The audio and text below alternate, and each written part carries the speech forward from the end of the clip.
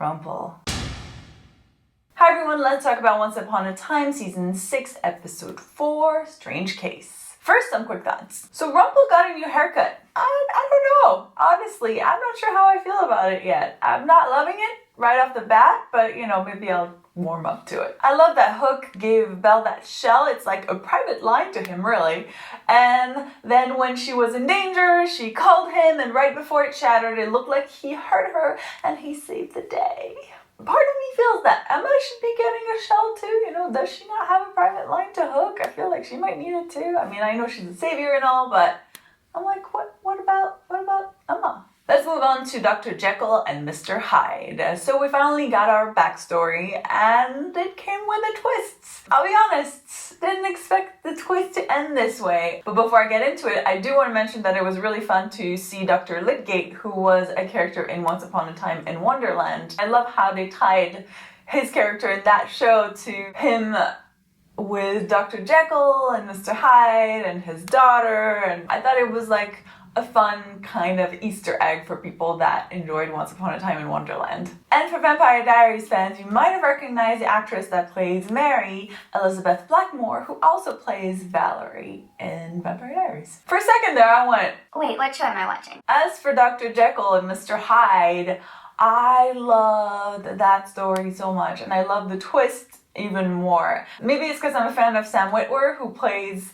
Mr. Hyde, so I was happy that he ended up being the good guy, but I was like, oh my god, that's so cool. I didn't expect that to go this way. So pretty much the serum worked, but it didn't work in the way that we thought it did. It did break up the bad part of Dr. Jekyll, except he actually retained that bad part, and then Mr. Hyde wasn't really the dark side of him, ironically. Which puts in perspective everything that happened until now, and it kind of makes you sad for Mr. Hyde a little bit. I will say that I do think the story ended a little too quickly for me. What? We've defeated them already? Like, they literally just got here. I feel like I wanted to explore a little bit of this, so I would have liked to seen a little bit more of Mr. Hyde, like the good Mr. Hyde, and maybe find a way to save him, and the story of Dr. Jekyll, I don't know. Maybe I just wanted Mr. Hyde to stick around for a little longer, but it felt a little quick to me. Moving on to the Evil Queen and Regina. That story did lead to us finding out that the only way to kill the Evil Queen is pretty much by killing Regina, because they're the same person.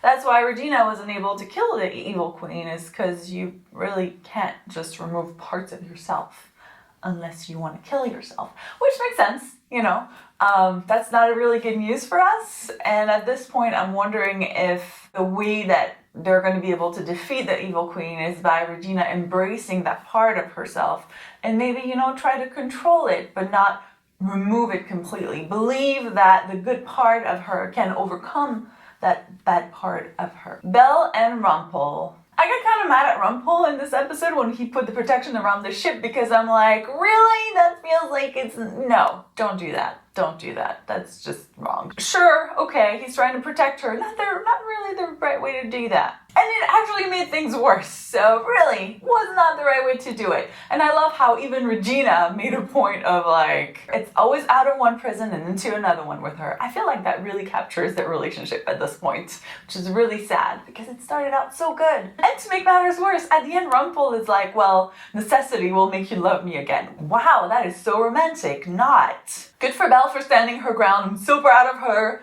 I have a feeling that when the baby comes, though, Rumpel has a point. It will lead to a little more drama, because obviously he's the father, so she can't really keep the baby away from him. But yeah, this is gonna be interesting. Jasmine. So we've been waiting for the Aladdin story to come, and it's finally here, sort of. It'll be here next week. But we did meet Jasmine, who is trying to find Aladdin, and is secretly meeting with the Oracle, who told her that Aladdin is somewhere in Storybrooke. So they're gonna try and find him next week, which I'm hoping will lead to us learning a little bit more about saviors and their destiny. I am curious as to why Jasmine had to meet in secret with the Oracle. And also a few of you mentioned that maybe the Oracle is Jafar in disguise. So then does that mean that he's also playing Jasmine to try and find Aladdin, which is very possible. So many questions, so many things that need to like be explained and revealed, and I can't wait. But that's all I have for this episode. Of course, I would love to hear what you thought of this episode. Did you enjoy the Dr. Jekyll, Mr. Hyde twist? Would you have liked to see Mr. Hyde a little longer? What about the evil queen? Do you think it's possible for Regina to kind of take her back and live with her? Let me know in the comments. If you enjoyed this video, make sure to subscribe for more videos like this. Thank you guys so much for watching, and I'll see you soon. Bye! I realized that you can't actually see the t-shirt I'm wearing, but since it's cute, it's like an Emma Hook t-shirt, I had to show it.